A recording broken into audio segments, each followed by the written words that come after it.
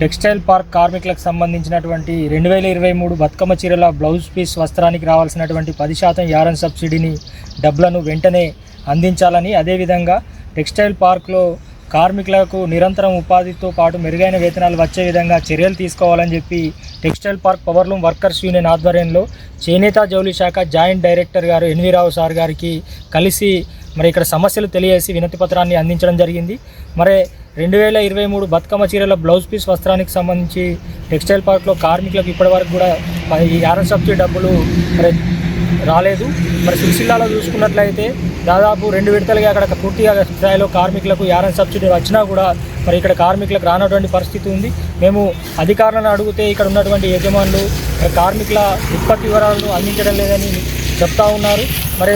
అటువంటి ఉత్పత్తి వివరాలు అందించిన యజమానులపై చర్యలు తీసుకొని కార్మికులకు వెంటనే యారన్ సబ్సిడీ అందించే విధంగా ఈ వారం రోజుల్లోపు కార్మికులకు యారన్ సబ్సిడీ అందించే విధంగా చర్యలు తీసుకోవాలని చెప్పి ఈరోజు అధికారులను మేము కోరడం జరుగుతూ ఉంది. అదేవిధంగా టెక్స్టైల్ పార్క్ అనేది కార్మికుల ఉపాధితో పాటు మెరుగైన వేతనాలు అందించాలనే లక్ష్యంతో ఏర్పడింది. కానీ ప్రస్తుతం చూసుకున్నట్లయితే రోజుకు పరిశ్రమ మూతపడి ఇక్కడ కార్మికులకు ఉపాధి దూరమైనటువంటి పరిస్థితుల్లో ఇక్కడ పనిచేస్తున్న కార్మికులు కూడా ఇతర ప్రాంతాలకు ఇతర వృత్తులకు పోతూ పనిచేసుకున్నటువంటి పరిస్థితి ఉంది. కార్మికులకు ఉపాధి దూరం అవుతుంది కాబట్టి ఇక్కడ కార్మికులకు పూర్తి స్థాయిలో పరిశ్రమలు నడిచే విధంగా నిరంతరం ఉపాధి కల్పించే విధంగా చర్యలు కూడా చేపట్టాలని చెప్పి ఈరోజు అధికారులను కోరడం జరిగింది.